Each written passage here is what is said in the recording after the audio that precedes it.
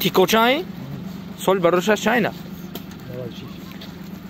گاز بنزین بنزین خودش هم موتورش چند کاپوت بجات کشه کشه اینا چند چه کجا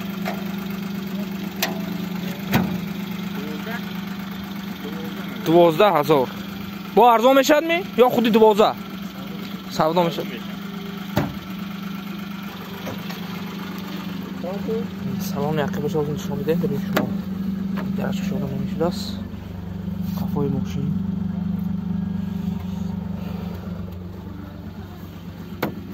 شده بشد میکو کافو نمی خود پاس مکانیکا بود است اینجا پلیر دارد پرابگاش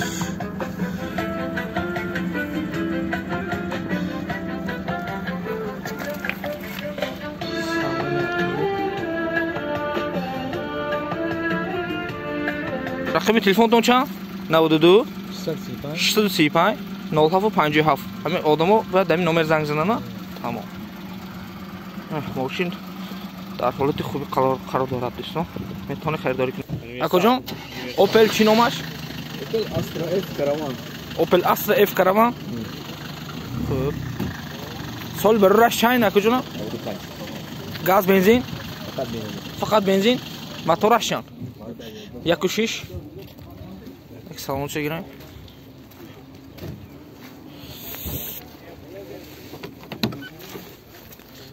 رخش تاکسی بودن که ماشین در حالت خوبی قرار داشته است دوستان من این ماشین با این اوجو پلیر دارد همش قاعدوی مکانیکا بوده است بنزینی خالی این سالن عقب ماشین سالن عقب ماشین دوستان بیشتر تنریف که داشته است ماشین در حالت خوبی قرار داشته است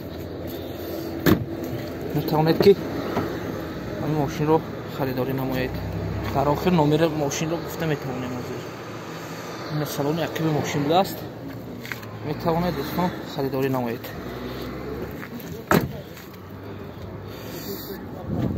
اینا ماشین یا اونجا زدگی نیست ماشین نه پناه با تمام اینا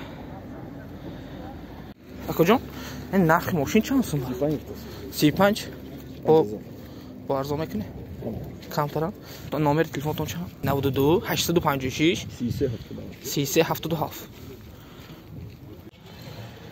ماشین بازاری پنجکند اوپل زفیر 2 سال برایش که 2007 موتورش چند 1.6 پرابگاش چند میدونه 198,000 چند وقت شد ماشین استفاده بودید هفتم اکتبر من خریدم هفتم اکتبر از کجا خریدید دوشنبه افغان به فکر ما بهتره این سالونش چه سالونش نرمال من کنی ببینیم موزی یا بسم الله автомат механика میامکش مکانیکا مکانیکا بود است ویدیو پلیر دارد так пробег ماشین در حالت خوبی قرار داشته نه در لامیناتش کندگی نیست سلفانای دنی سیدنی سالن عقب ماشین نشان میده باشه سالن عقب ماشین کفاش هم سیدنی داشته است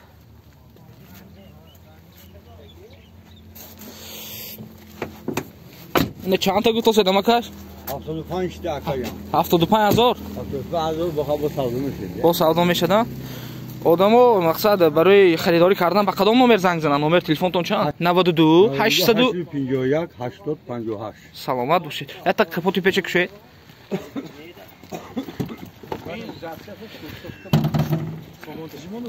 سالن ماشین کپوتی پیچ ماشین اینا کسی خریداری میکند مرحمت ماشین در حالت خوبی قرار دارد دوستان این هم چرخ پرکش همه زمینی های میتونید خریداری نمایید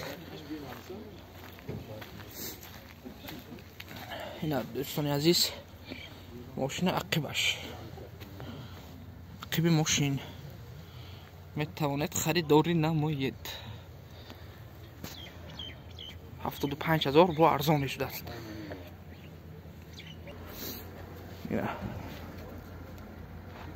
کجا مارکی ماشین چی؟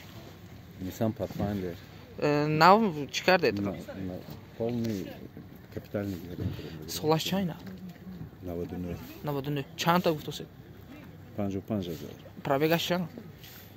165 تا. 165 گاز بنزین؟ Benzini toza. بنزینی تازه یک کاپوت پیچ کشید انا ماشین در حالت خوبی قرار داشته است در این تیمبول ترینروفی کردگی همش قایدوی اینا دونی کاپوتی ماشین پاونه سالانش چه کجا؟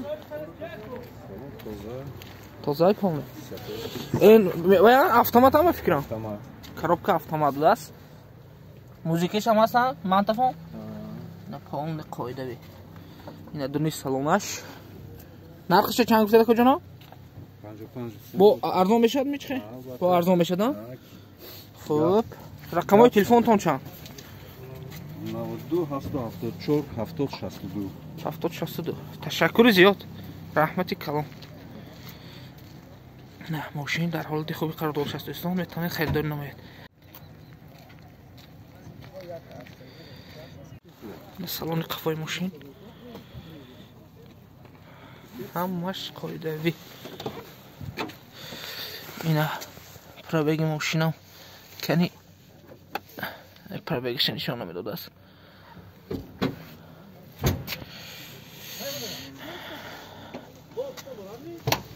چرخوشم نه زمینی بوده است اوپل نامش چیه کجا؟ Opel Frontera نرخش چند؟ 33,000. با ارزان میشه؟ Kamotum. گاز و بنزین؟ Dizel. دیزل؟ Nasos موتورش چند؟ простой. Du. موتورش دو ها؟ Автомат. автомат ها؟ коробка автомат کاپوت پیچ کشه ماشین خوشم نموده پروسه دورنی ماشین بوده است Dizel turbo. دیزل توربو Насос простой. насос простой значит солярка این ببین солярка کنی دورنی سالن ماشین автомат بوده است اینم منطفون دارد اینه پیشی ماشین سالن عقب ماشین این پرابگش چند کجا؟ 200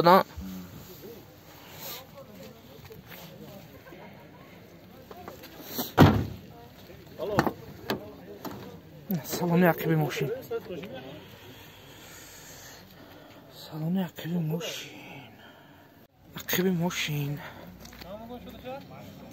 اما جو این سرک چند گفت تو سرک سر 30,000 30,000 با ارزان میشه یا شدهش نشده 30,000 مارکش چه اینه مارکش چی سارکس وای موتور سکوبا 6 سیلندر یوروگاز گاز و بنزین چه نه نه یوروگاز کاریاگاز چند تا 300 گفتید سالن درنش چخین سالنش همش تازه یک بنیم گریم علش نه بیمالا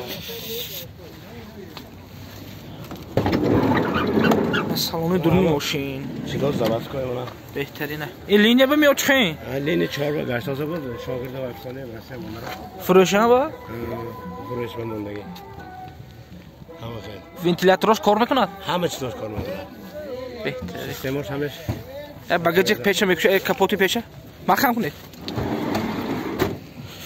اینا خودی ماشین بود است دوستان اینا در حالت خوبی قرار داشته است میتوانید خریداری نمایید لینی 4 به کار میکرده است لینی 4 بوده است ماشین باز کاپوتی پیش چکشون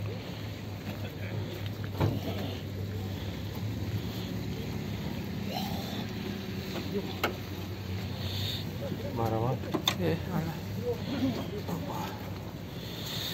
ماشین اون در ندارد یگان خیلی ای بیلد ندارد شاید برانش نو اکومولاتورش نو ماشین کره گاز حساب کره گاز سالش 2006 السلام علیکم شتر نشگیریم لیسنزش هست همش لیسنزش بیاست نه کنی درون ماشین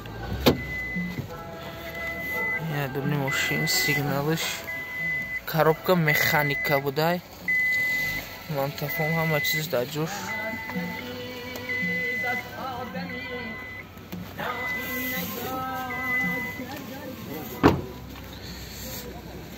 نمره تلفنتون چند مگه جان 92 762 3238 3238 ها سلام علیکم ماشین در حالت خوبی قرار دارد